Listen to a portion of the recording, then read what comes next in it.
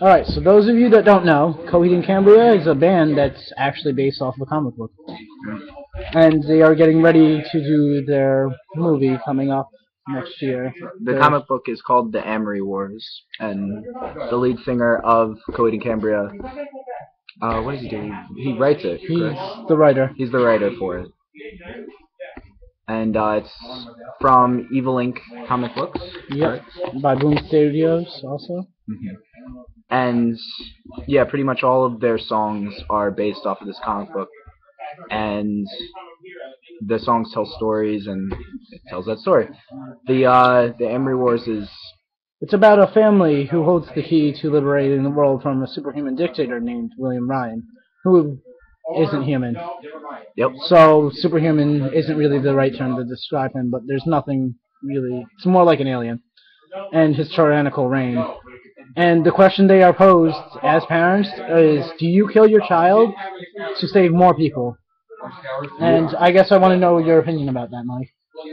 Would I kill my child to save more people? Yeah. Totally. I think that it might be seen as a cruel decision, but the lives of a few do not outweigh the lives of the many. And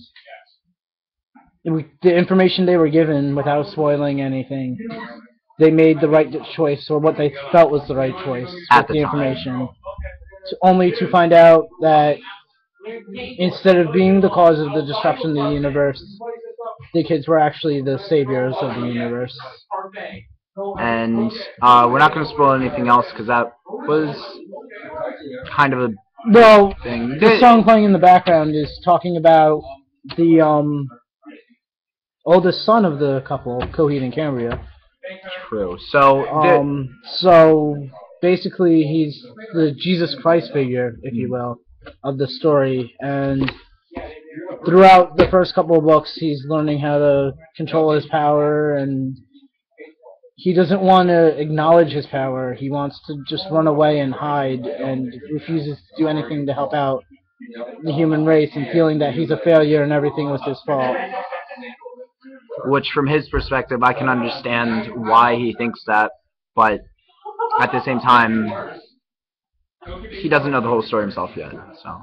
And throughout his whole adventure, he's haunted by visions of his parents, because they have now passed on, because this is years later from the beginning, and they were killed trying to save everybody. And he's haunted by visions of his father and his mother. And his father just always banters him, or he feels his father banters him, and the way his father is portrayed, he's just saying, you need to grow up, and you need to do the right thing. You know what the right thing is, and that's why you're seeing me. It's because you know that you're doing the wrong thing in your heart, and you just don't want to acknowledge that. It's kind of like his actual feeling. I think it's like a manifestation of how he really feels, yeah. And he doesn't want to accept that. And he puts it in his father's figure because he is upset with the last thing that he knew his father did.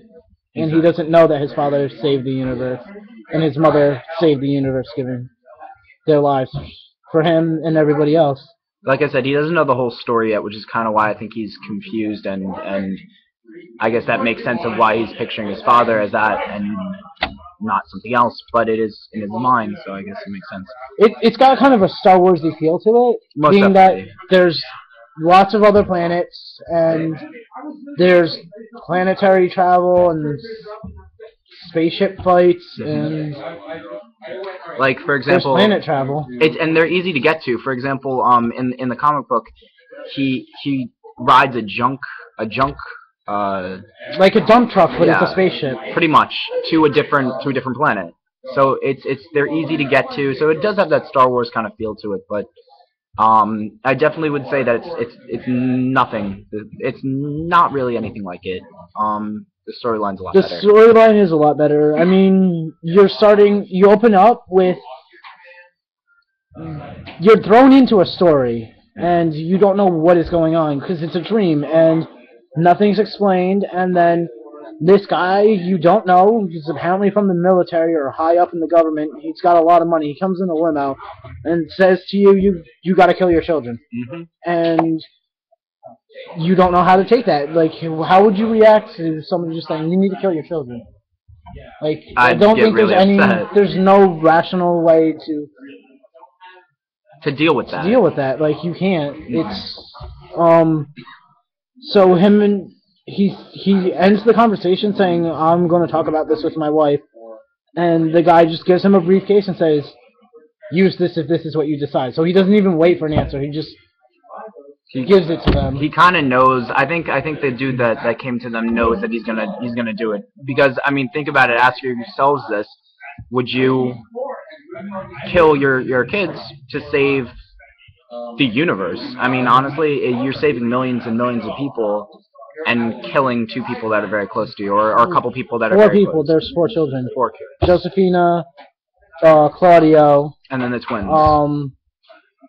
and the 2 kids, the twins, Yeah. who are about 3 years old. They're not even in school yet. Claudio's only about 16 when this starts. And Josephina just got married. No, she just got engaged. Engaged, excuse me, yeah. And at the same time that this is actually going on, Josephine is in an area that they call Jersey City, and is attacked by a gang called the Devils, and she takes this really roughly, and she's with her fiance, and he does nothing to protect her. He just runs away, locks himself in the car, and pretty much watches it happen. And she returns home and tells her mom about it, and as she's telling her mom, Coheed comes down the steps, and he just looks at Cambria, and she has telekinetic powers, and she sees what the briefcase had done to their other 2 children. And he has a hammer in his hand and just bashes her head in and says, it's a more humane way to do this. And she dies instantaneously. Is pretty much what he wanted to. He wanted to make it so there was no pain. So there was a little bit of you can tell in his mind that he didn't want to do what he did, which And from he that, hesitates. Yeah, he hesitates. From that, you can tell that. And when he does it, he can't even look at her. He can't. Exactly. He has his eyes closed, his head turns, and Claudio actually just avoids this because he breaks his curfew. He's out with his girlfriend. He gets stuck in traffic. That was the reason he wasn't there, because he got stuck in traffic. That was caused by the killing. Yes, that was caused by all those people. No, it was caused by Josephine's death in their house. And they were abducted by the army. The army, yeah. The army closed down the road, so the army essentially protected the one they're trying to kill. Yep. Screwed themselves over. So then after that, he runs away feeling it's all his parents' fault that they killed his siblings, and he can't deal with that. Yeah, there's more to that. The reason he left in such a hurry like he did, but like we said, we're not going to spoil anything for you for the movie. I don't know what exactly the movie's going to entail, but it should entail that. At least up to that point, if not more. And you also find out that Claudio has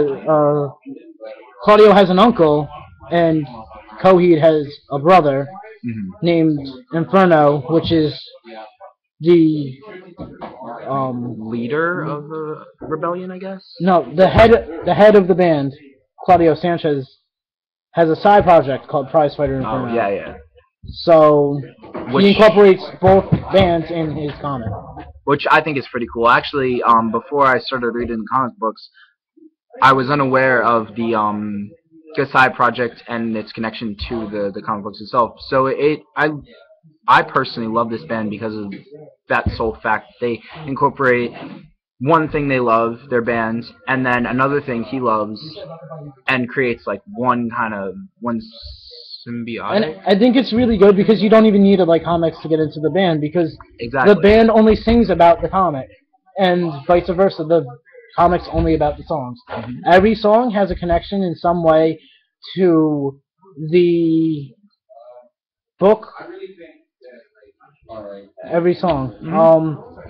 For instance, like 33 just happens to be like a song name, and it was an actual chapter. And I mean, as far as you don't really need to. You don't need to be into the book or the comic books to appreciate the music. Yeah, because the music is amazing in and of itself. There's so many the musical composition for the band itself is amazing.